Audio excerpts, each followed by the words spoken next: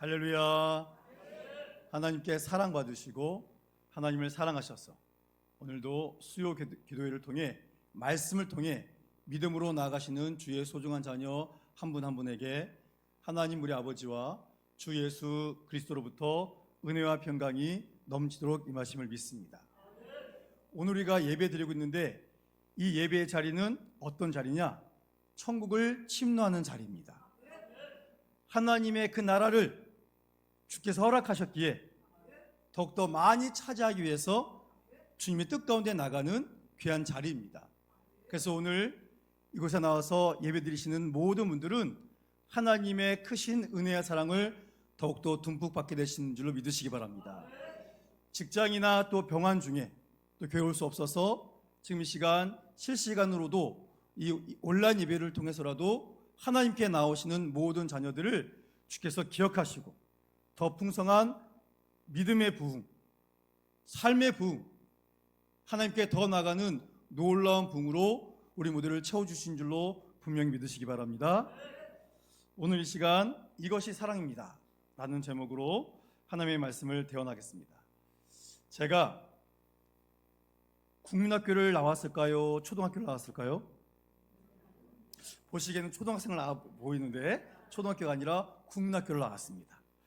근데 제가 다닐 때, 초등학교 다닐 때, 요즘 하나로 통일됐기 때문에 숙제가 굉장히 많았던 것 같아요. 1학년 때부터 모든 학교 다니는 날 동안 굉장히 많은 숙제가 있었던 것 같습니다. 그 숙제 중에서는 뭐 포스터를 그려와라. 저희 때는 많이 그렸던 것 중에 하나가 공상당이 싫어요. 정말 싫거든요. 지금도 싫습니다. 통일돼서 믿음을 하나 돼야 되겠지만 지금도 지하교회 교인들을 핍박하고 이 공산주의도 아니죠. 우상화시키는 그 공산당이 너무 싫습니다. 빨리 무너지고 회개해서 또 주의 말씀으로 통일되는, 그래서 평양에서 다 같이 모여서 뜨겁게 예배드리는 그날이 속했으면 좋겠습니다. 근데 그럼 뭐 포스터를 그려와라, 표를 그려와라, 하여튼 많은 숙제가 있었거든요. 근데 그 중에 제가 기억나는 게 있는데 각 집에 가우들 적어와라, 이런 숙제도 굉장히 많이 있었습니다. 여러분, 가훈이 뭐죠? 한 집안의 행동이나 생활에 있어서 지침이 되는 교훈, 이것이 가훈이잖아요. 그래서 이제 숙제를 이제 선생님 검사하시면 대동소이합니다. 많은 집들이 가와 만사성, 저 집안이 잘 돼야 다 풀리니까, 또는 고진감래, 이 쓴 일이 지나가면 단 일도 오는 거 아닙니까? 그러니까 이런 이 고생 끝에 낙이 온다 등등의 일반적인 가운들이 굉장히 많이 있었습니다. 이런 가운도 있었습니다. 생각하며 살자, 진실이 최고다, 굉장히 많은 뜻이 담겨져 있죠. 또 이런 것도 있었는데 진짠지 웃기려고 만든 건지 모르는데 이런 것도 있었습니다. 대장은 하나, 대들지 마라. 여자 말을 잘 듣자. 주는 대로 먹어라. 아마 주는 대로 먹으라는 엄마가 애한테 하도 밥을 안 먹으니까 주는 대로 먹어, 그래서 아마 가훈으로 했는지 어쩐지 모르겠습니다만 이 각 집마다 가훈이 있는데요. 이 각 집마다 가훈이 생겨난 이유가 있겠죠. 그 집안의 어르신들이 인생을 살아보니 이렇게 살아가야 후회가 없더라. 그러한 경험을 통해서 자손들에게 인생의 가르침을 알려줘서 그 집안의 후손들이 시행착오를 줄이고 더욱 귀하게 잘 살기를 바라는 그런 마음에서 가훈을 알려줬을 겁니다. 이 가훈은 그 가족의 정체성이 나타나기도 하고 그 가문의 명예를 유지하는 데도 굉장히 중요하게 사용되기도 합니다. 그렇지요. 어느 나라, 어느 민족이 됐든 혈연으로 맺어진 그 집안, 가문이 얼마나 소중하겠습니까? 다른 집은 모르겠지만 우리 집안, 우리 가문은 더 잘 돼야 된다. 시행착오를 줄이고 삥 돌아가지 말고 질러갈 수 있는 그 교훈을 주기 위해서라도 더 좋은 가훈을 전해주려고 합니다. 모든 나라가 그렇지만 특별히 성경의 배경인 이스라엘 민족, 어느 민족보다도 혈연 관계로 굉장히 단단하게 모여있지 않습니까? 그러니까 그분들에게도 이 가문, 그 민족, 그 가문이 잘 되는 게 너무 중요합니다. 구약 성경에는 12지파가 나오지 않습니까? 이 12지파가 다 중요한데 그 중에서도 이 유다지파는 다윗의 후손 아니겠습니까? 그리고 거기서 예수님이 나타나실 거 아니에요? 메시아가 오십니다. 그러니 이 유다지파의 이 가문의 이 정통성, 이 얼마나 중요하겠습니까? 그래서 가족의 구성원 중 한 명이라도 잘못된 일을 해서 그 가문을 더럽힌다는 거, 이거 있을 수 없는 일입니다. 우리나라도 그렇고 그 나라도 마찬가지입니다. 신약 시대에는 지파 개념이 다 사라졌습니다. 그럼에도 불구하고 여전히 그들에게 있는 조상부터 내려온 혈연 관계 무시할 수 없습니다. 우리가 지금 21세기를 살고 있지 않습니까? 그런데 우리도 대화 중에도 뭐라고 합니까? 우리 조상 중에 누가 계시다. 또 나는 누구의 몇 대 손이다. 이런 이야기를 은연중에 우리가 하게 됩니다. 대놓고는 하지 않지만 드러나지 않게 슬며시 나는 이렇게 뿌리 있는 집안의 자손이라고, 이런 것을 은근히 굉장히 많이 내세우기도 합니다. 사람 사는 건 다 똑같아요. 그러니까 이스라엘도 그렇습니다. 이스라엘도 그런데 앞에서 말씀드린 것처럼 이스라엘 사람들 중에서도 신약시대지만 유다 지파에 속해 있던 사람들은 여전히 이 자부심이 대단합니다. 그런데 어느 날 유다 지파의 후손 중에 한 사람이 너무 세간에 집중을 받습니다. 처음에는 좋은 소리가 많이 들렸어요. 야, 말하는 게 이 보통 사람들 같지 않다. 이 서기관들 같지 않다. 아, 그 교훈 들으면 가슴이 진동이 된다, 울린다, 막 좋다. 여러 가지 좋은 이야기가 많이 들렸어요. 근데 어느 날부터는 나쁜 이야기가 들립니다. 귀신이 들렸다. 귀신의 힘을 힘입어서 어떤 일을 한다. 이런 소리가 막 들리기 시작합니다. 그 소문이 예루살렘과 온 유다에 퍼져나가기 시작합니다. 그러다가 그 소리가 유다 지파의 어르신들, 그들의 귀에까지 딱 들어갑니다. 그랬더니 그 친척들이 그놈을 잡아와라. 그래서 잡으러 지금 출동했습니다. 그분들이 잡으러 온 이 사람은 누구죠? 예수님입니다. 예수님. 우리가 지금 계속 보고 있지만 지금 사람들이 예수님을 뭐라고 했습니까? 바알세불에 집혀서 귀신을 내어 쫓는다. 이런 걸로 지금 시비된 내용을 우리가 지난주에 듣지 않았습니까? 그래서 도저히 그 사람 때문에, 예수 때문에 유다 지파가 욕먹는 것을 견딜 수가 없어서 잡으러 출동을 합니다. 마가복음 3장 21절 말씀 함께 읽겠습니다. 시작.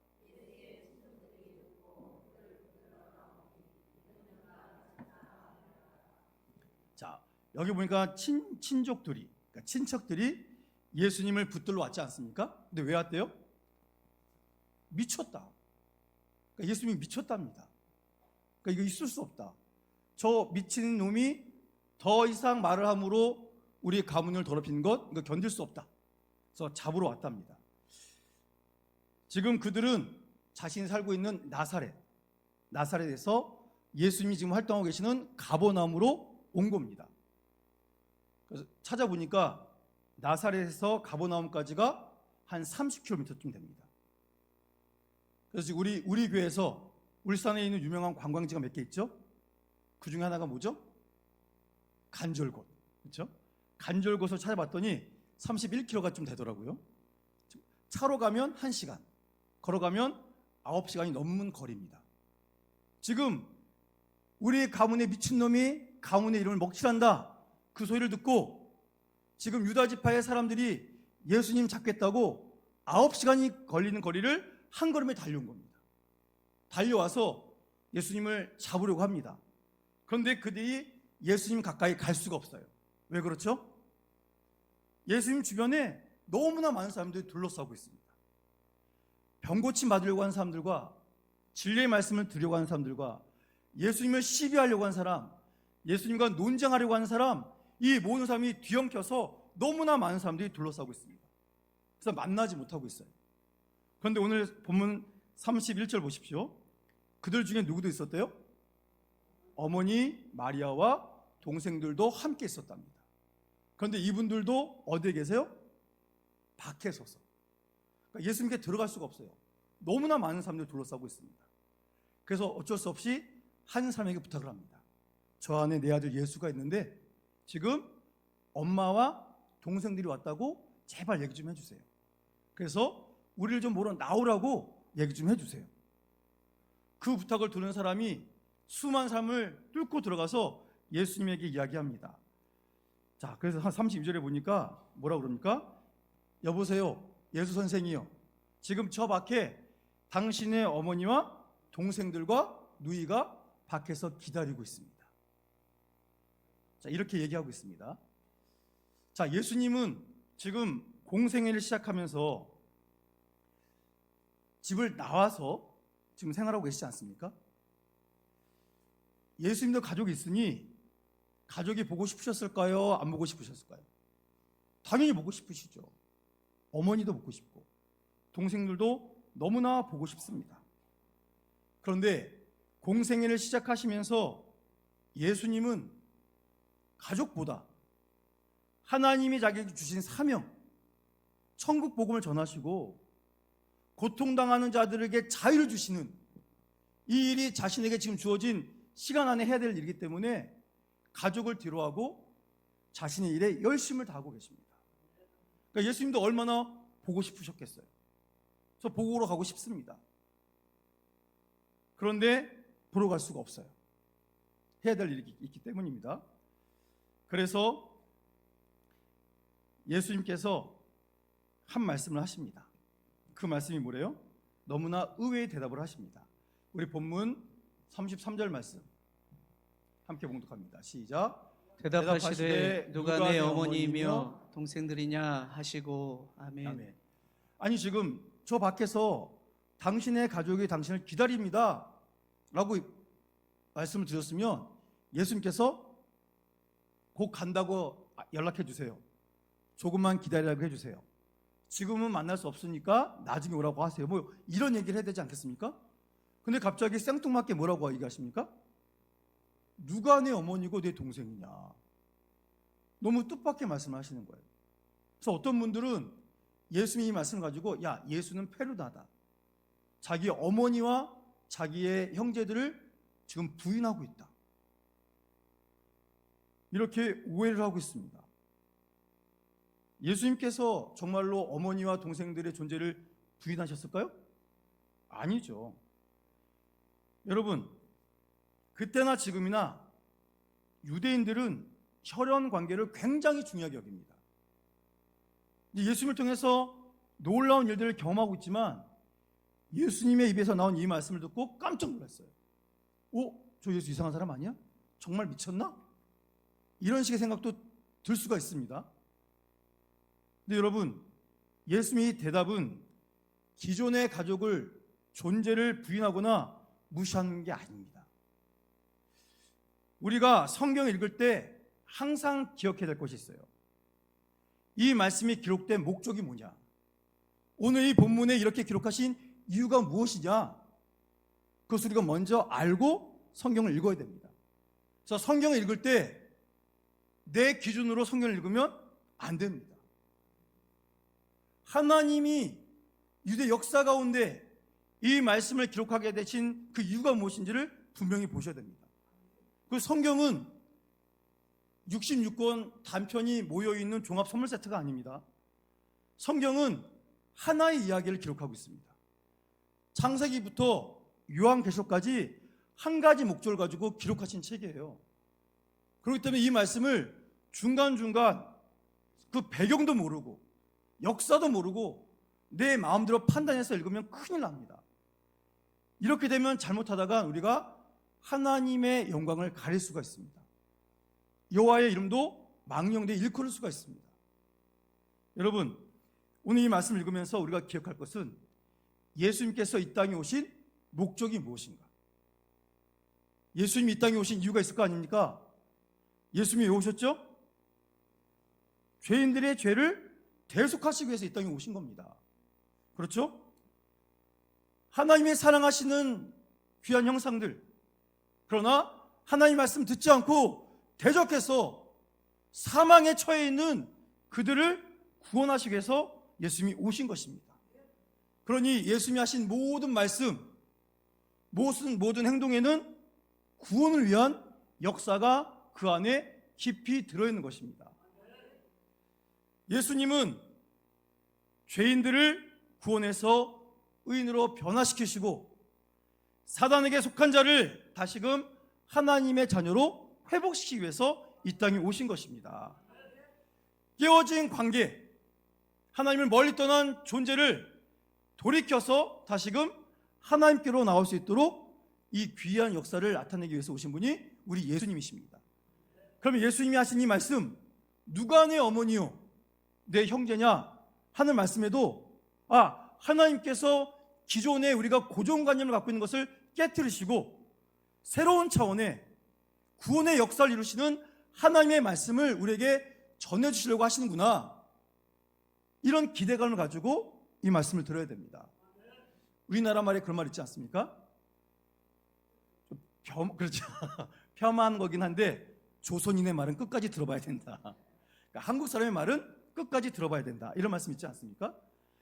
우리가 단순하게 33절 말씀만 들으면 예수님 이상한 분이네, 이렇게 생각이 들 수 있겠죠? 그런데 예수님은 그 말씀만 하고 입을 닫으신 게 아니에요. 그 말씀하시고 딴 말씀하신 것도 아닙니다.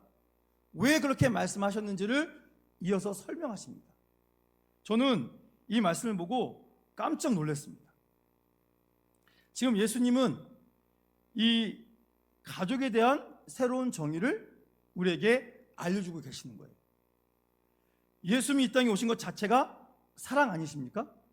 그러니까 사랑으로서 역사하는 혈연 관계에 거기에 단정된 게 아니라 그 모든 것을 포함해서 더 큰 차원의 하나님의 가족이 어떻게 나타나게 되는지 그것을 알려주기 위해서 이 말씀을 하시는 겁니다. 우리 34절 말씀 함께 봉독하겠습니다. 시작. 둘러앉은 자들을 보시며 이르시되 내 어머니와 내 동생들을 보라. 아멘. 이것도 너무 생뚱맞지 않습니까? 갑자기 누가 내 어머님의 동생이냐, 형제들이냐, 그 말씀하시더니 갑자기 자기 주변 사람들께 쓱 쳐다보시는 겁니다. 사람들이 의아했겠죠. 눈 돌아볼 때 저랑 지금 눈 마주치는 분들 계신 것처럼 예수님과 눈 마주치는 분도 계실 거 아닙니까? 우리는 죄는 안 졌지만 갑자기 높은 분이 쳐다보면 뜨끔하잖아요. 왜 나 갑자기 쳐다보시지? 그런 두려운 마음도 생기지 않습니까? 그런데 쓱 쳐다보시더니 뭐라고 하셨다고요? 내 어머니와 내 동생들을 보라. 저는 이 말씀 듣고요, 숨이 멎는 것 같았습니다. 여러분, 지금 예수님 주변에 많은 분들이 와 계시죠? 남자들도 있고 사람들도 있고 그렇잖아요? 여기서 사람은 누굽니까? 이 시대의 사람은 누구예요? 성인 남자만 사람 아닙니까? 여인들과 남자일지라도 성인이 안 되면 사람 측에 속하지 않습니다. 그래서 성경 말씀 보시면 오병이어도 5,000명 먹고 12광주가 남았다 그랬지만 그 5,000명은 누구예요? 성인 남자만 포함된 거예요. 지금 예수님 주변에 남자와 사람들이 있었습니다. 이렇게 표현하면 그냥 남자들만 얘기하는 거예요. 근데 더 많은 여성분들과 아이들도 있었을 거란 말입니다. 근데 그들을 쑥 쳐다보더니 예수님이 뭐라고 그러셨냐면, 보십시오, 여기에 지금 나의 어머니와 나의 동생들이 계십니다 라고 선포하신 거예요. 당시 여성들은 사람 취급 못 받았잖아요. 경제권도 없죠. 아무런 권리가 없어요. 예수님 쓱 보시면서 보라, 내 아버지와 내 형제들이다, 이럴 수도 있지 않습니까? 그런데 내 어머니라고 했습니다. 그 말씀을 듣는 순간 예수님 주변에 있던 수많은 여성분들, 그분들의 마음이 어땠을까요? 너무 행복하지 않았겠습니까? 저 예수님은 나를 인정하는구나. 여자인 나를 사람으로 인정해 주는구나. 사람으로 인정한 차원이 아니라 내가 뭐라고 저 위대한 예수 선생의 어머니라고 말을 해주는가. 얼마나 충격받았겠습니까? 여러분, 복음서를 자세히 보시면요, 예수님이 하신 사역 가운데 여성분들을 많이 부르십니다. 남자들 이름도 적지 못하는데 여자분들의 이름을 복음서에 많이 기록하게 하세요. 그들을 찾아가셔서 위로하십니다. 이 놀라운 역사를 예수님은 항상 나타내셨습니다. 그러니까 예수님의 구원은 모든 사람에게 임하신다 라는 것을 우리에게 분명히 보여주고 계시는 것입니다. 그래서 예수님의 그 소리 들은 여인들은 항상 소외되어 있고 고통받고 있었는데 예수님의 그 한 말씀에 의해서 인정받고 존중받는 그 놀라운 인간다움의 기쁨을 누리게 된 것입니다. 여러분, 지금도 예수님은 이 땅에서 사람 대접받지 못하는 분들을 끊임없이 찾으십니다. 찾으시고 그들 향해서 당신이 나의 가족입니다. 당신이 나의 어머니고 나의 형제입니다. 이런 위대한 선언을 하고 계십니다. 그 선언이 있기 때문에 오늘도 우리가 이 부족한 우리들이, 죄인 중에 괴수 같은 우리들이 여전히 세상에서 넘어지고 죄짓고 하나님을 기억도 못하는 우리들을 주께서 지금도 끊임없이 부르셔서 우리에게 생명의 양식을 주시고 우리에게 하나님 나라의 가족의 구성원이 되도록 은혜를 베풀어 주고 계심을 분명히 믿으시기 바랍니다. 이 위대한 선언을 하신 다음에 주님께서 알려주시는 것이 있습니다. 우리 35절 말씀 함께 봉독하겠습니다. 시작. 누구든지 하나님의 뜻대로 행하는 자가 내 형제요 자매요 어머니이니라. 아멘. 아멘. 자, 보십시오. 갑자기 고개를 들어서 자기 주변에 있는 사람들을 쓱 쳐다보시다가 여기 계신 분들이 내 어머니고 내 형제입니다. 이 말씀을 마치자마자 다음에 뭐라고 그랬습니까? 35절 제일 처음에 뭐라고 적혀있죠? 누구든지요, 누구든지. 그렇죠? 조건이 없습니다. 빈부귀천이 중요한 게 아니에요. 유대인, 이방인 그런 게 중요한 게 아닙니다. 누구든지, 어떤 사람이든지, 그가 어떤 환경에 있든지, 어떤 죄를 졌든지, 무엇을 했든지, 누구든지 이것만 하면 모든 사람이 누가 될 수 있습니까? 예수님의 가족이 될 수 있습니다. 그 어떤 사람이 예수님의 가족이 될 수 있죠? 하나님의 뜻대로 행하는 사람입니다. 여러분, 핵심은 이겁니다. 오늘 우리가 주님의 가족이 될 수 있는 것은 뭐냐면 예수님의 뜻대로 행할 때, 그럴 때 우리는 내가 하나님의 가족인 것을 스스로 알 수 있다는 뜻입니다. 여러분, 그렇다면 하나님의 뜻대로 행하는 것, 이거 무엇일까요? 우리 요한복음 6장 29절 말씀 함께 읽겠습니다. 시작. 예수께서 대답하여 이르시되 하나님께서 보내신 이를 믿는 것이 하나님의 일이니라 하시니. 아멘. 여기서는 하나님의 뜻대로 행하는 것을 뭐라고 했습니까? 하나님의 일이라고 했습니다. 그러니까 무엇이 하나님의 일이래요? 하나님께서 보내신 일을 뭐하는 것? 믿는 것. 이것이 하나님의 일입니다. 여러분, 예수님을 자신의 구주로 믿는 것, 이것이 바로 하나님의 일입니다. 이것이 바로 첫 번째로 하나님의 뜻대로 행하는 사람이 될 수 있는 유일한 길입니다. 지금 문 밖에서 예수님의 친척들이 와 있어요.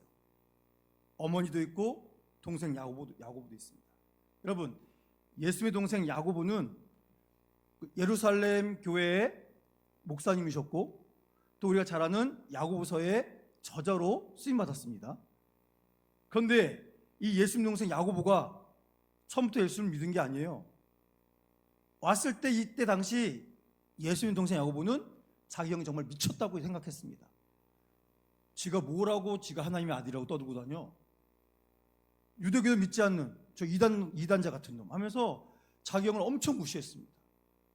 근데 나중에 예수님이 그리스도인 것을 믿게 되고 자신의 삶을 바치는 이런 귀한 분이 됐는데, 어쨌거나 지금 이 가족들은 하나님이 보내신 사람을 믿어요, 안 믿어요? 안 믿습니다. 안 믿으니까 이 사람들은 하나님의 뜻대로 하고 있는 게 아닙니다. 사랑하는 성도 여러분, 하나님의 뜻대로 하는 사람이 예수님의 가족이 됨을 믿으시기 바랍니다.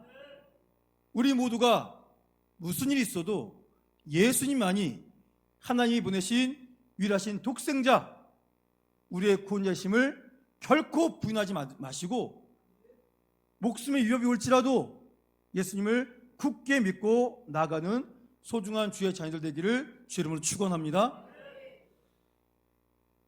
여러분, 우리가 예수님을 믿을 때, 지금 우리가 예수를 믿고 있다고 고백한다면 우리는 지금 무엇을 하고 있는 겁니까?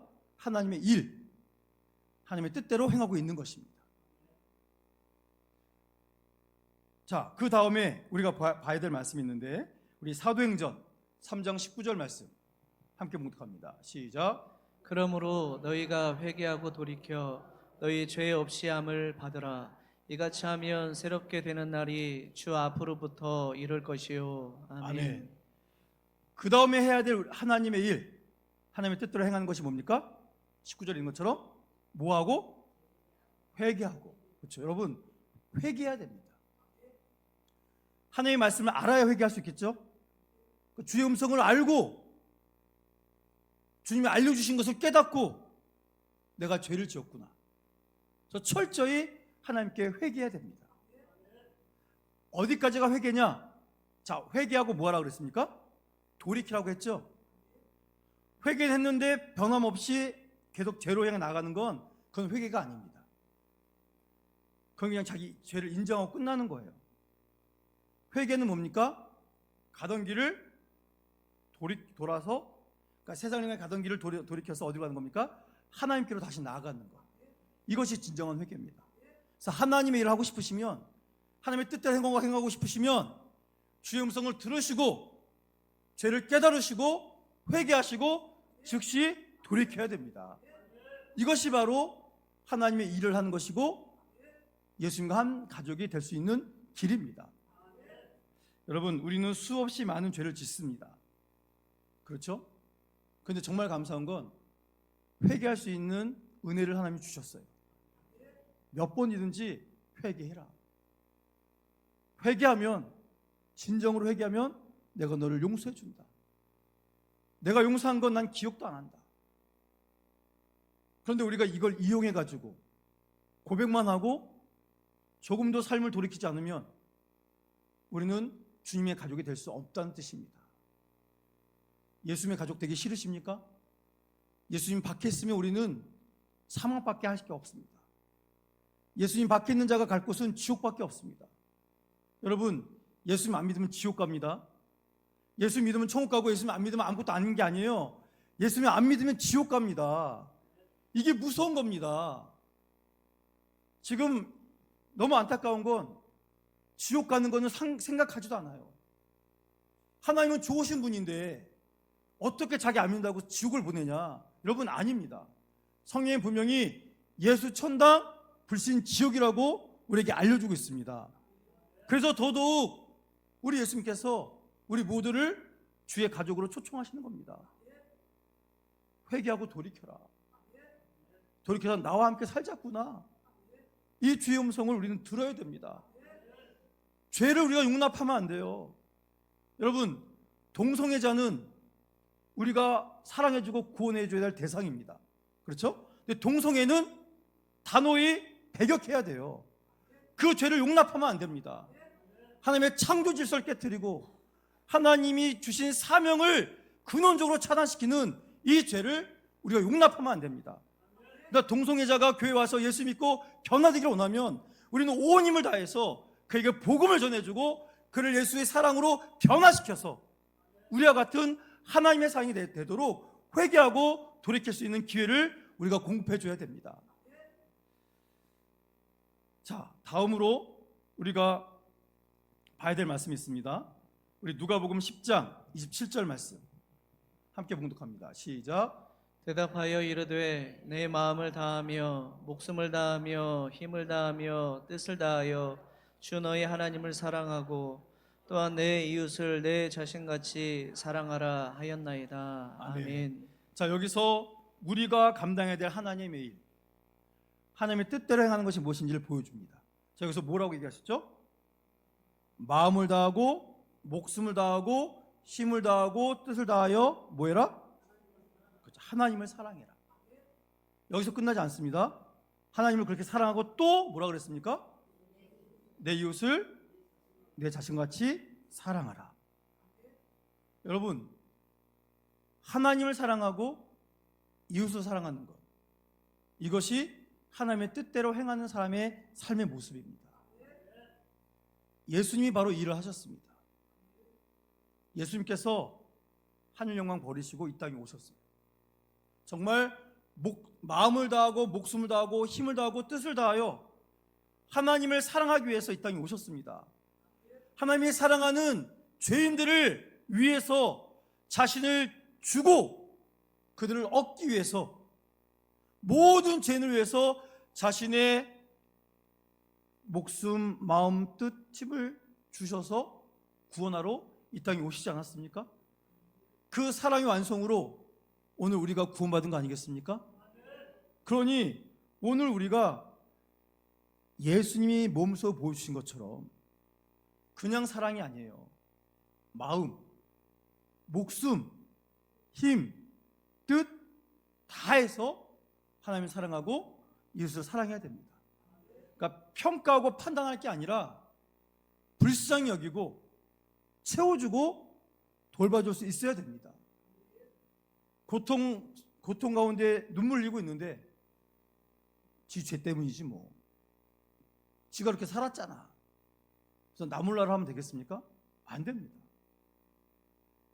정말로 우리는 주님이 보여주신 사랑으로 우리가 할 수 있는 만큼 그 사랑을 공급하는 것, 그것이 바로 예수님의 가족이 되는 하나님의 뜻대로 행하는 길임을 분명히 믿으시기 바랍니다. 여러분, 오늘 설교 제목이 무엇입니까? 이것이 사랑입니다죠? 예수님이 보여주신 사랑이 뭐예요? 가족은 원래는 혈연 관계만 가족이 되잖아요. 그런데 지금 예수님은 하나님의 뜻대로 행하는 모든 사람을 자신의 가족으로 초청하십니다. 누구든지 다 내 가족이 될 수 있다. 그러니 하나님이 주신 그 말씀을 듣고 하나님의 일을 하거라. 이 말씀을 우리가 주고 있는 것입니다. 여러분, 예수님도 이 땅에 일하러 오셨고 그 일을 감당하셨는데 오늘 우리도 그 일을 꾸준히 이어나가야 되지 않겠습니까? 정말로 하나님께서 보여주신 예수를 통한 그 사랑을 우리가 받았으니 그 사랑을 또한 우리가 이 땅 가운데 나타내야 되지 않겠습니까? 예수님이 보여주신 하나님의 뜻을 행하는 그 진정한 사랑으로 우리의 마음이 벅철러야 되지 않겠습니까? 누구도 우리에게 시선 주지 않았는데 예수님이 우리 눈을 마주치시고 당신이 내 어머니고 당신이 내 형제입니다 말씀해 주신 이 가슴 벅찬 선물 주셨는데 우리가 예수님과 한 가족 되어서 이 아름다운 사명을 더 잘 감당해야 되지 않겠습니까? 여러분, 오늘 우리들이 바로 이 예수님의 사랑으로 한 가족된 영적 가족인 줄로 믿으시기 바랍니다. 그래서 우리가 먼저 우리 교회 식구들부터 정말 최선을 다해서 사랑해야 됩니다. 예수님이 우리를 가족으로 만들어 주셨는데 우리 교회 안에서 이런저런 일들로 헐뜯고 비방하고 자기 판단으로 자기 생각대로 하면은 주의 뜻이고 자기 생각대로 안 하면 나쁜 사람이고 이런 식으로 구분 지으면 이 안에선 하나님의 역사가 나타날 수가 없습니다. 어느 분이 그러셨어요? 교회를 열심히 나가기 전까지는 교회는 정말 천국 같은 곳인 줄 알았습니다. 근데 교회 안으로 들어가 보니까 교회는 지옥이던데요. 이런 말씀 하시더라고요. 그분이 그렇게 말씀하신 이유가 뭘까요? 사랑을 상상했는데 꿈꿨는데 막상 교회 들어가 봤더니 사랑이 보이지 않더라. 예수님 사랑은 둘째치고 일반적인 사랑도 교회에서 보이지 않더라.